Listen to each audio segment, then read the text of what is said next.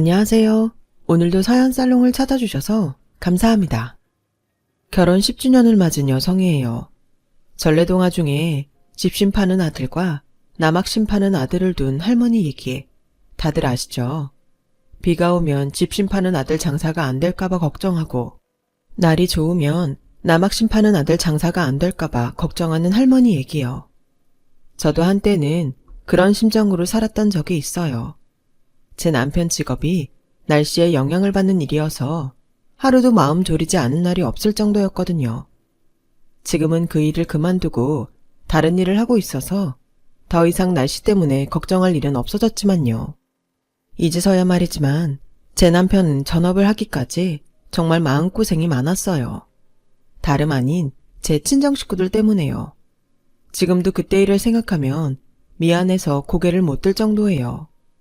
저희 친정 부모님은 제가 어릴 때부터 돈에 쪼들려 살아오셨어요. 쉼없이 일을 하셨는데도 늘 돈 때문에 빚쟁이들한테 시달리고 자식들 앞에서 망신을 당하기 일쑤였죠. 국민학교 2학년 때였는데 친구들과 함께 저희 집에서 놀려고 수업이 끝나자마자 달려왔더니 웬 아저씨 목소리가 대문 밖에까지 쩌렁쩌렁하게 울리더라고요. 갚을 능력이 안 되면 애초에 빌리지 말아야 할 거 아냐. 능력도 없는 주제에 밥은 처먹겠다고 밥상까지 차려놓은 거 봐. 남의 돈도 못 갚는 주제에 이게 목구멍으로 넘어가냐? 길게 말할 거 없고 당장 내 돈 안 내놓으면 여기서 누울라니까 돈 가져와. 내 돈 가져오라고. 친구들은 신기한 듯 우리 집 반지하 창살에 달라붙어 집안을 훔쳐봤어요. 그리고는 놀란 듯이 저를 힐끔 쳐다보더라고요. 왜 그러나 하고 저도 허리를 숙여 집 안을 봤더니 글쎄 우리 아빠가 무릎까지 꿇고 싹싹 빌고 있지 뭐예요. 그 순간 가슴속에서 뜨거운 불길이 목구멍을 타고 오르는 것 같았어요. 그리곤 이내 제 얼굴은 눈물 범벅이 되고 말았죠. 갑작스런 제 울음에 친구들은 어쩔 줄 몰라 했고 제 눈치를 보며 하나둘 자기들 집으로 가버렸어요. 친구들이 가고 나자 그제야 저는 소리내 울먹였고 하필 그 모습을 아빠가 보게 되었죠. 그날 빚쟁이 앞에서 무릎을 꿇은 채 저를 바라보시던 아빠의 모습은 40이 넘은 지금까지도 가슴 아픈 상처로 남아있어요. 그날 아빠는 얼마나 창피하고 괴로우셨을까 생각하면 여전히 목밑이 따가울 정도로 울컥해요. 그 일 탓인지는 잘 모르겠지만 저는 돈에 대해 혐오감을 가지고 있어요. 살기 위해선 필수 불가결한 거지만 사람을 너무 아프게 하는 무기 같아서 내 손에 쥐고 싶은 생각이 안 들 정도로 말이에요.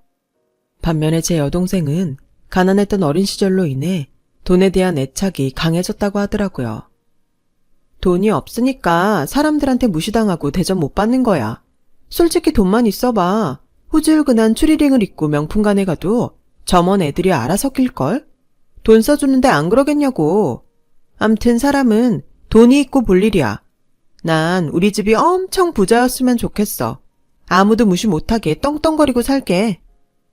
이런 동생의 소원은 아빠가 친척분 도움으로 이태원에서 옷장사를 시작하면서 조금씩 실현되어 갔어요. 제게는 오촌 당숙인 그분은 외국에서 의류를 수입하는 분이셨는데 제품을 판매할 수 있는 정식 라이센스가 없음에도 몰래 개별 수입해 들여와 이태원 가게에 숨겨놓고 팔았어요. 그 장사가 돈은 됐지만 단속에 여러 번 걸리는 바람에 실형을 받게 됐고 더는 장사를 할 수 없게 된 거예요. 그래서 자신은 해외에서 사입만 하고 장사는 저희 아빠한테 맡기게 된 거죠. 수입 정품만 팔아도 돈이 되지만 거기에 가짜 상표까지 단 짝퉁 물건도 만들어 팔면 수입이 서너 배는 된다는 말에 아빠는 위험을 감수하고 가품 장사까지 시작하셨어요. 덕분에 반년도 채 안 돼 빚도 다 갚고 얼마 뒤에는 산통내를 벗어나 번듯한 연립주택으로 이사까지 할 수 있었죠. 하지만 어디까지나 불법적인 일이라서 떳떳할 수는 없었어요. 언젠가 아빠랑 포장마차에서 소주를 마셨는데 그때 아빠가 그러시더라고요. 아빠가 돈 때문에 남 앞에서 무릎 꿇고 빌던 날 마음속으로 약속했다. 앞으론 가난해서 내 새끼 눈에 눈물 뽑을 일은 없을 거라고. 이태원에서 장사할 때 솔직히 너무 싫었지만 그래도 남의 손가락질 안 받고 내 새끼들 먹이고 입힐 수 있어서 버틸 수 있었어. 아빠는 양심을 팔아 가난을 벗어난 것에 창피함은 느끼셨지만 그래도 그때로 다시 돌아간다 해도 똑같은 결정을 할 것 같다고 하시더군요. 돈이 웬수라고 하면서 말이죠. 가품 장사를 하면서 아빠는 경찰서에 몇 번 가셨었는데요. 가품을 팔다 단속반에 걸리면 초범인 경우 양이 적으면 훈방조치로 끝나지만 재범인 경우부터는 가차 없었어요. 단속에 걸리면 일단 물건도 뺏기고 서에 끌려가서 조서도 쓰고 벌금까지 내야 하는데요. 이후에도 또 걸리면 그땐 실형까지도 받게 돼서 아빠는 늘 살얼음판을 걷는 심정으로 장사를 해야 했어요. 결국 아빠는 단속에 여러 번 걸려 더는 가게를 운영할 수 없는 처지가 됐고 그러던 차에 동대문 도매시장에 자리가 나서 본격적으로 도매 장사를 시작하게 되었어요. 예전엔 옷 도매시장이 남대문을 중심으로 활성화됐었는데 90년대 중후반으로 넘어가면서 동대문으로 옷 상권이 넘어갔거든요. 저희 집은 동대문 시장에 터를 잡고 옷 도매를 시작한 경우였어요. 가품을 만들던 공장을 가지고 있던 터라 물량도 충분히 뽑을 수 있어서 가게는 금방 자리를 잡았어요. 주로 만들어 팔던 옷은 나염 반팔티에 맨투맨 티셔츠, 폴로풍 체크 남방인데 거기에 구제 리바이스와 랭글러 청바지를 매치해서 팔았죠. 당시에 유행하던 얼터너티브 록그룹 너바나의 커트 코베인 스타일이라고 할까요? 암튼 우리 가게 옷은 날개 돋친 듯 팔려나갔어요. 그때부터는 아빠가 옷 공장을 맡고 엄마가 도매 판매를 맡아서 했어요. 한창 동대문 쇼핑몰이 인기를 끌면서 저희 집은 한몫 단단히 잡게 되었죠. 하지만 2000년 후반기로 들어서면서 동대문 쇼핑몰도 사양길에 접어들었고 저희 부모님 가게도 마찬가지였어요. 쉴 새 없이 돌아가던 아빠 공장은 신상보다 창고에 쌓이는 재고가 더 많아졌고 미싱사 이모님들도 하나 둘 공장을 떠나게 되었어요. 동대문 시장 옷은 유행에 민감해서 브랜드 제품과 달리 시즌을 더 나눠서 신상을 자주 뽑아내는 시스템이라 재고가 기하급수적으로 늘었어요. 이렇게 창고에 묵히다가는 제값은커녕 무게를 달아 헐값에 팔 판이었죠. 그래서 보다 못한 저랑 동생은 재고를 팔아 용돈벌이라도 할 요량으로 한창 유행하던 인터넷의 쇼핑몰을 열었는데 이게 신의 한 수가 되었지 뭐예요. 쇼핑몰에 올릴 제품 사진은 사진과에 다니던 제가 찍었고 키 크고 늘씬한 동생이 직접 피팅 모델에 나섰어요. 오픈한 지 한 달 보름 만에 창고에 있던 재고를 다 팔아치우고 아빠한테 부탁해 미싱사 이모님들을 다시 모으게 했어요. 그렇게 아빠 공장에서 제품을 뽑아서 본격적으로 쇼핑몰 장사에 나섰죠.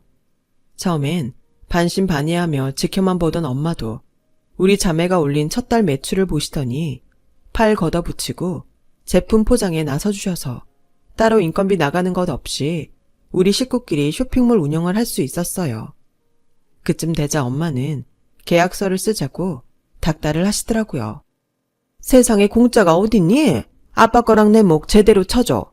안 그랬단 봐라. 당장 파업이야. 이제 옷장사는 끝이구나 하던 순간 제2의 전성기를 맞게 되자 엄마는 신이 나서 어쩔 줄 몰라 하셨어요. 일이 하도 많아져서 휴학까지 하고 쇼핑몰 사업에 뛰어든 지 몇 년이 지나자 동생과 저는 각각 자기 소유의 빌라 한 채 값을 벌 수 있었어요. 돈을 굴리는데 재주가 없었던 저는 그 돈을 그대로 통장에 넣어두었고 동생은 그 돈에 대출까지 받아서 오피스텔을 세 채 사서 월세를 놓았어요. 쇼핑몰 매출이 좋아서 은행 대출금도 금방 갚더라고요. 동생은 기왕 하는 거 액세서리랑 구두, 가방도 판매하자며 사업 확장에 열을 올리기 시작했어요. 하지만 저는 그때 당시 복학을 꿈꾸고 있었기 때문에 쇼핑몰 일을 등한시하게 되었고 그 일로 동생과 많이 싸우게 되었어요. 언니, 물 들어올 때 노저울 했다고. 이제 돈 좀 벌렸는데 왜 이렇게 느슨하게 굴어? 언니는 돈 벌기 싫어? 그게 아니라 나 이제 제품 사진 그만 찍고 내 작품 사진 하고 싶어. 그래서 다음 학기에 복학할까 생각 중이야. 안 그래도 너한테 얘기하려고 했는데 차라리 잘 됐다. 쇼핑몰은 내가 맡아서 하고 난 여기서 빠지고 싶은데 안 될까? 동생은 나중에 후회해도 소용없다며 지금 나가면 다시 안 받아준다고 으름장을 놓았지만 저는 끝내 복학을 선택했어요. 그동안 쉬는 날도 없이 강행군을 해서 그런지 일을 그만두니 묵직하던 어깨가 풀리는 게 그렇게 편할 수가 없더라고요. 그렇게 저는 학교로 돌아갔지만 몇 년 동안 제품 사진만 찍다 보니 제 사진이 많이 변질돼서 교수님께 욕만 엄청 먹고 말았어요. 게다가 나이 어린 과 친구들 작품이 어찌나 좋은지 실습을 할 때마다 제 자신이 너무 초라해지더라고요.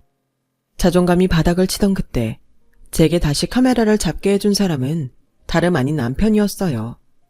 남편은 저보다 2살 아래 후배였는데 군대에 다녀온 뒤 복학해서 저랑 같은 학년에 다니고 있었어요. 남편은 입학할 때 사진과 수석을 했을 정도로 실력을 인정받던 학생이었는데 입학과 동시에 영화에 빠지는 바람에 사진 작업보다는 영상 작업에 관심이 많은 사진과 이단하였죠. 남편과 저는 같은 과 학생들보다 나이가 많아서 늘 겉돌곤 했는데 어차피 그럴 바엔 굳이 동생들 노는데 끼어들지 말고 우리끼리 재미있게 놀아보자는 생각으로 같은 과 학생들과 은근히 떨어져 노는 은따가 되었어요. 촬영도 늘 같이 다니고 공모전도 같이 도전하고 밥도 늘 둘이 먹었죠. 3년 내내 그렇게 붙어 다니다 보니 옆에 없으면 허전할 정도였어요. 지금 생각해도 남편이 없었다면 남은 학기를 어떻게 다녔을지 생각만 해도 아찔하네요. 하지만 늘 같이 붙어 다니던 우리도 졸업을 앞두고는 서로 다른 진로를 선택하게 되었어요. 저는 은행에 넣어뒀던 돈으로 스튜디오를 열었고 남편은 본격적으로 영화 공부를 하겠다며 영화 아카데미에 들어갔어요. 비록 분야는 달랐지만 서로의 분야를 인정하고 있었기 때문에 여전히 절친한 관계를 유지할 수 있었죠. 하지만 그때까지만 해도 여전히 남사친, 여사친일 뿐 그 이상도 그 이하도 아닌 관계였어요. 그러다 서로를 이성으로 바라보게 된 건 남편이 사고로 손을 크게 다치면서였어요. 아카데미 동기들과 단편 영화를 찍다가 발을 헛디뎌 넘어지게 됐고 그 와중에 떨어지는 카메라를 잡으려고 손을 뻗다가 철판에 손등을 맞고 말았어요. 하필 신경을 건드려서 3차례나 수술을 받았지만 수전증이 생겨서 카메라를 잡기 힘들어진 거예요. 인생의 절반을 카메라만 잡고 살던 사람이 그걸 못하게 되자 마치 세상 다 산 사람처럼 의기소침해지고 의욕이 사라지더라고요. 그래서 일부러 촬영 보조라도 하라고 제 스튜디오로 불러냈죠. 카메라를 못 잡아도 여전히 사진을 만질 수 있다는 걸 알려주려고요.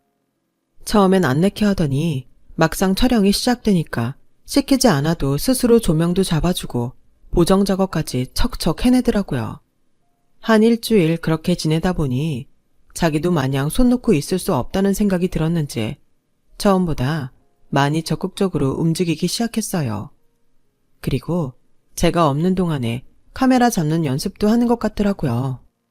아무래도 동영상이 아닌 스틸컷이라 그런지 트라이포트에 걸고 하는 작업은 무리 없이 진행할 정도가 되었고 조금씩 욕심을 내며 다시 카메라를 손에 쥐게 되었어요. 그 무렵 저도 스튜디오 사정이 그리 좋은 편은 아니라서 그만 졌고 다른 일을 알아볼까 했었거든요. 그런데 하루는 남편이 그러는 거예요. 우리 베이비 촬영을 해보는 게 어떨까? 스튜디오 촬영도 하고 야외 촬영도 하면 사람들 반응이 꽤 괜찮을 것 같은데 말이야. 엄마들이 애들 100일 돌 촬영은 괜찮은 스튜디오에서 찍고 싶어 하잖아.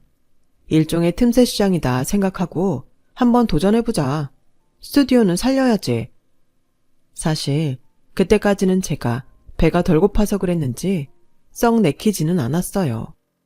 하지만 쇼핑몰 하면서 번 돈 거의 다 까먹고 스튜디오 월세까지 밀리는 상황이 되자 더는 안 되겠다 싶어 울며 겨자 먹기로 베이비 촬영을 강행하기로 했어요.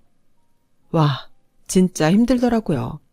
아기들 기분 띄우느라 나이트에서도 안 추던 막춤을 추고 아기들 환심을 사느라 알록달록한 옷을 입고 삐에로처럼 흔들며 셔터를 누르는데 땀을 바가지로 흘리며 촬영을 마치면 그대로 소파에 쓰러지길 일쑤였어요.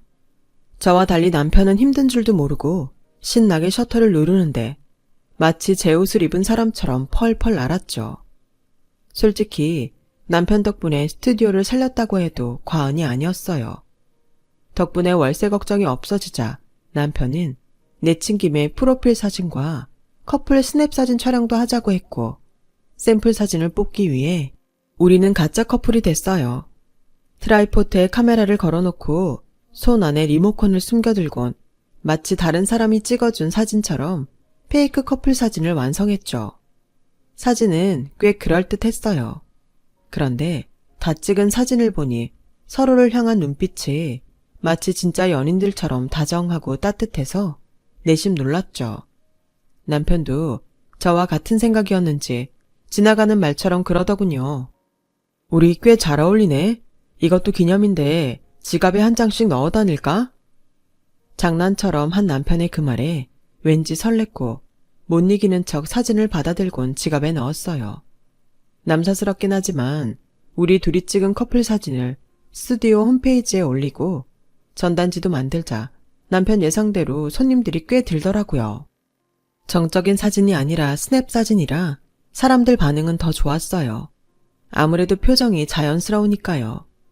남편 덕분에 스튜디오도 자리를 잡아가고 그러는 사이 우리 둘 관계도 친구를 넘어선 연인으로 발전해 있었어요. 그리고 프로포즈도 없이 결혼이 기정사실화되었고요. 우리에겐 너무도 자연스러웠던 결혼 과정이 우리 집 식구들한테는 갑작스런 일이었던 모양이에요. 특히 엄마가 많이 당황하시더라고요. 아니, 사귀는 남자가 있다는 말도 못 들었는데 결혼을 하겠다고? 그래, 뭐하는 사람인데? 연봉은 얼마나 된다니? 집은? 사람 얼굴도 보기 전에 직업과 재산이 얼마나 있는지만 관심을 갖던 엄마는 내 스튜디오에서 함께 일하고 있다는 말에 혀를 차셨어요. 더 볼 것도 없다시면서요. 그건 제 동생도 마찬가지였죠. 그나마 다행인 건 아빠는 제 편을 들어주셨다는 거예요. 아직 어떤 사람인지 보지도 않고 거절부터 할 생각이야. 그러지 말고 한번 만나보자고. 우리 딸이 좋다는데 궁금하잖아. 그래, 집에는 언제 데리고 올 거니? 아빠 덕분에 우리 부모님께 인사를 드리게 된 남편은 평소와 달리 꽤 긴장한 모습이었지만 그래도 진지하게 얘기를 이어나갔고 그런 진중한 모습을 아빠는 마음에 들어 하셨어요. 하지만 엄마는 끝까지 반대였어요. 사람 좋아봤자 소용없다. 남자는 자고로 능력이 있어야지. 네 동생 봐라. 요즘 만나는 남자가 대학병원 정형외과 레지던트란다. 너도 알지? 정형외과 의사들 돈 잘 버는 거. 그런데 언니가 돼서 넌 고작 네 가게 직원을 데려와? 세상에, 동생 보기 창피하지 않아? 네가 그렇게 죽고 못 산다니 나도 더는 반대 안 한다만 똑똑히 알아둬. 나중에 사니 못 사니 투정했다간 그땐 가만 안 둘 줄 알아? 엄마는 끝까지 독설을 내뱉으며 마지못해 결혼을 허락해 주셨어요. 저희 시댁은 강원도 원주에 있는데 시골 부모님 모두 농사를 지으시는 분들이라 농번기를 피해 결혼식 날짜를 잡았는데 엄마는 이것 때문에 또 한 번 난리를 치셨죠. 남편 능력이 안 되면 시부모 덕이라도 봐야 되는데 농부가 웬 말이냐고요. 그 일로 남편은 저희 엄마한테 또다시 모진 말을 들어야 했지만 용케 참아주었어요. 하지만 말 그대로 그 순간을 참은 거지 마음에서 지웠던 건 아니었죠. 결혼식을 올리고도 우리는 신혼여행을 떠날 수 없었어요. 스튜디오에 예약이 밀려서 좀처럼 시간을 뺄 수가 없었거든요. 솔직히 그 와중에 결혼식까지 치른 것만도 기적이었죠. 당시 스튜디오 안쪽에 생활 공간을 꾸며서 살던 우리는 열심히 벌어 지상으로 올라가자는 꿈을 키우고 있었어요. 그리고 그날은 눈 앞까지 온 상태였어요. 결혼 후 1년 만에 드디어 우리는 전셋집 보증금을 다 모을 수 있었고 싸게 나온 전셋집을 계약했어요. 집주인이 외국에 사는 사람이라 위임받은 부동산 중개사와 계약을 하게 되었죠. 인테리어 공사까지 다 돼 있는 데다 빌트인 가전제품과 가구도 꽤 들어있어서 말 그대로 몸만 들어가면 되는 그런 집이었어요. 저희처럼 간신히 전세 보증금만 가진 사람들한텐 더없이 좋은 집이었죠. 그렇게 첫 신혼집을 꾸밀 생각에 잔뜩 부풀어 있던 저희는 잔금을 치르고 막 이사를 하려던 그 순간 청천벽력 같은 소리를 듣게 되었어요. 네? 전세를 놓은 적 없다고요? 저희가 분명히 부동산 중개사랑 직접 계약서까지 썼는걸요. 아, 글쎄, 난 그쪽이랑 계약한 사실도 없고 부동산 중개사란 사람도 만난 적 없어요. 따질 거면 부동산 가서 따지고 당장 내 집에서 나가줘요. 내가 인테리어 공사 맡겼지? 언제 집 세놓겠다 그랬어. 웃겨 정말. 알고 보니 부동산 중개사라던 사람은 사기꾼이었고 우리는 피 같은 전세금을 한순간에 날리고 말았어요. 돈도 돈이지만 사기를 당했다는 충격에 남편도 저도 한동안 정신을 차릴 수 없을 정도였죠. 거기다 주변에 저희와 컨셉이 비슷한 스튜디오가 많이 생겨서 손님도 줄고 수입이 반토막이 난 거예요. 시련은 연이어 찾아온다고 그 상황에 제가 임신까지 했지 뭐예요. 변변한 집도 없는 판에 애까지 생기자 정말 머릿속이 터져나갈 것 같이 복잡하더라고요. 이대로 남편한테 비밀로 한 채 애를 지울까도 생각했어요. 하지만 아무리 생각해도 나 혼자 결정할 일이 아닌 것 같아서 남편한테 임신 사실을 알렸어요. 그랬더니 저처럼 걱정부터 할 줄 알았던 남편이 세상 다 얻은 사람처럼 기뻐하며 저를 안아주지 뭐예요. 자기가 무슨 수를 써서라도 우리 애 키울 돈은 마련할 테니 걱정 말고 몸조리에 힘쓰라면서요.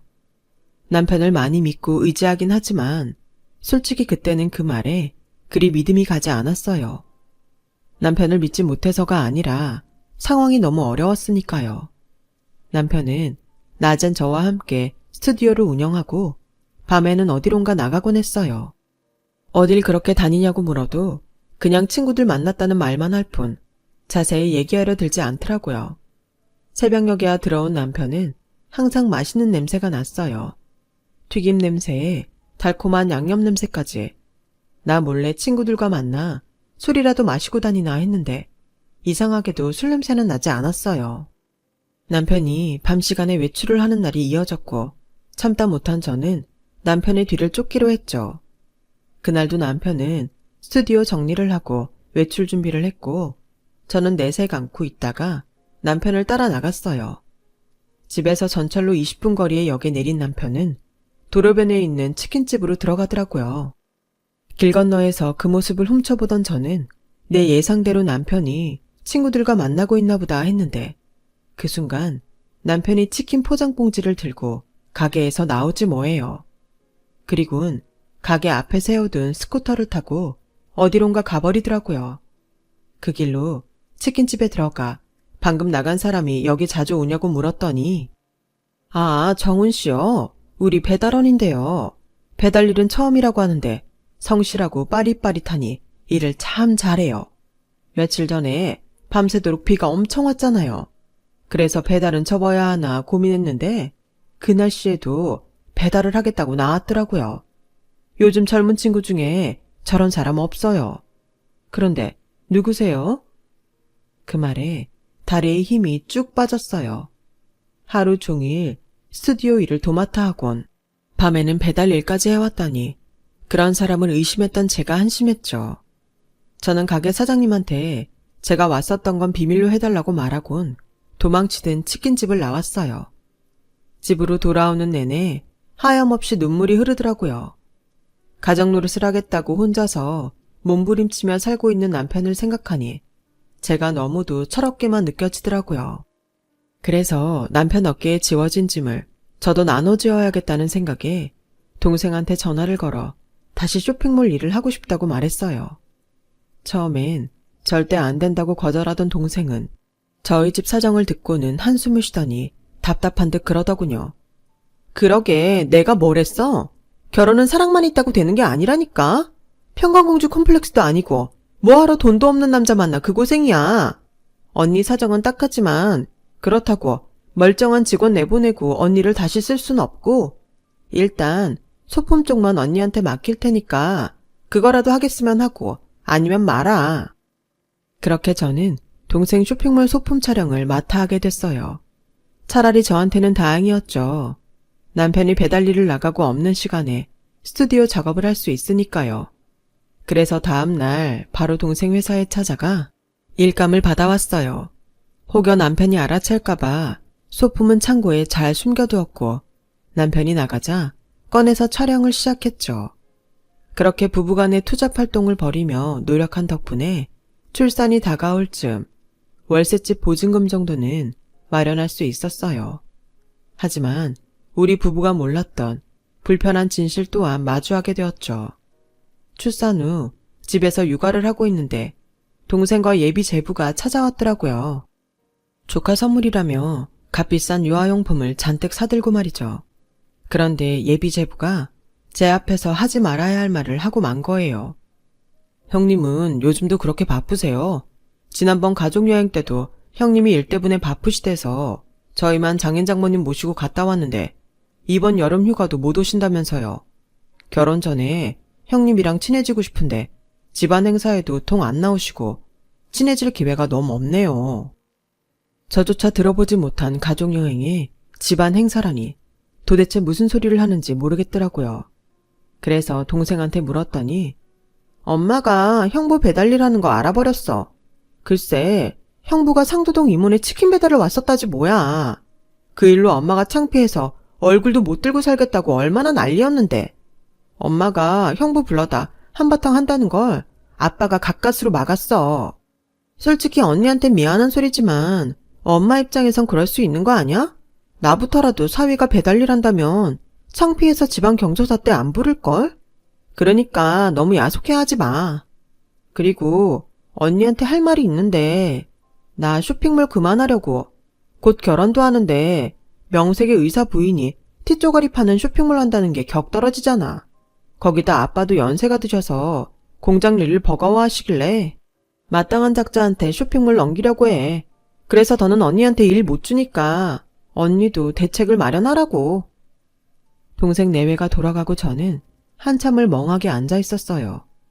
돈이 없으면 내 부모한테도 차별을 받는구나 생각하니 화를 낼 기운도 안 날 정도로 몸이 축 처져버렸거든요. 얼마 뒤 동생은 결혼했어요. 저희 부부는 결혼식에 초대조차 받지 못했고요. 엄마가 결혼 며칠 전에 제게 전화해 저 혼자 오든지 아니면 둘 다 오지 말라고 하셨거든요. 사위 직업이 창피하시다고요. 그래서 그 일을 계기로 친정과 연을 끊고 살았어요. 이듬해 아빠가 돌아가셔서 장례를 치를 때도 엄마가 제부 병원 식구들도 오는데 창피하니까 제 남편은 오지 말라고 하셔서 저만 가서 장례를 치르고 왔고요. 그렇게 친정과 연을 끊고 산 지 8년이 지났어요. 투잡을 뛰며 고생하던 남편은 5년 전 전업해 영상 콘텐츠 회사를 차렸어요. 시골에서 농사 지으시던 시부모님이 더는 힘들어 농사를 못 지으시겠다고 땅을 팔아주셔서 그 돈으로 차린 회사였죠. 아이템이 좋은 데다 마침 시류까지 잘 타서 남편 회사는 현재 승승장구하고 있어요. 그 바람에 집도 넓혀와서 시부모님도 서울로 모셔와서 함께 살고 있고요.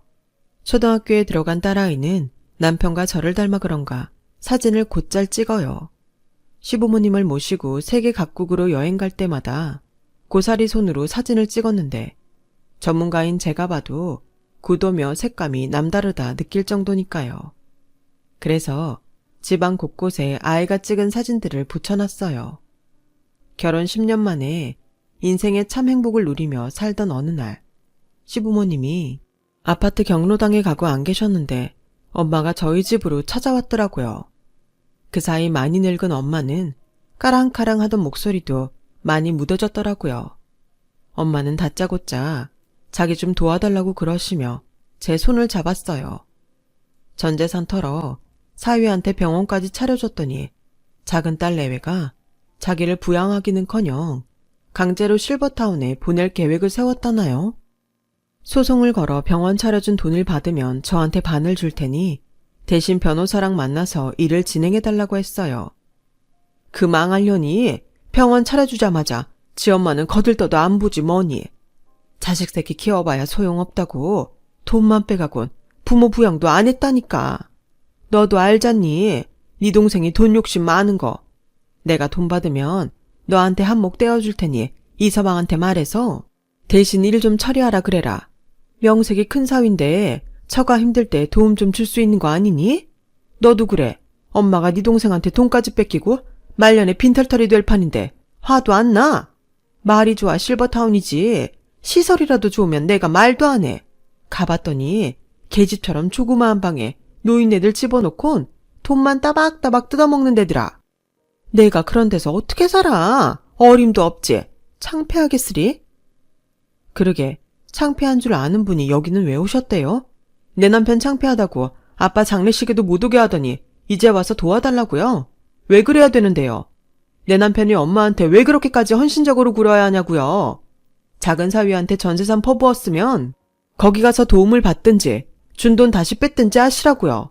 엄마가 우리 가족 버렸을 때 우리도 엄마 버렸으니까 그렇게 아시고 내 집에서 당장 나가주세요. 우리 어머님 아버님 오실 시간이니까 방해 안 되게 나가주시라고요. 엄마는 제 손에 등 떠밀려 집을 나가면서도 어떻게 엄마한테 이럴 수 있냐고 큰 소리 치셨어요. 그러다 복도 한 벽을 온전히 채우고 있던 제 딸아이의 사진을 보더니 눈시울을 붉히시며 한참을 넋놓고 바라보시더라고요. 만감이 교차하던 엄마의 표정 속에서 부러움과 한탄, 그리고 속죄의 심정이 고스란히 느껴졌어요. 결국 엄마는 울음을 터뜨리시곤 혼잣말처럼 내가 복을 찾네 라는 말을 하시곤 돌아가셨어요. 이후 동생한테 전화해 엄마도 날들이 빼먹었으면 부양의 의무라도 지키라고 한마디 하고 끊었어요. 모르죠. 이후로 동생 내외가 엄마를 얼마나 제대로 부양할지는요. 살면서 나와 내 가족한테 상처 준 이들에게 복수하고 싶다는 생각을 참 많이 했었는데요. 살아보니 최대의 복수는 그들이 부러워할 만큼 잘 사는 모습을 보여주는 게 아닐까 생각하게 되었어요. 저희 친정엄마가 제 딸이 찍은 사진 속 우리 가족을 보고 한참이나 눈도 못 떼고 부러워했던 것만 봐도 알겠더라고요. 사람에게 받은 상처는 사람을 통해 치유한다고 앞으로도 저는 제 가족을 통해 치유하고 치유받으며 살아갈 생각입니다. 지금까지 제 사연을 들어주셔서 감사드려요.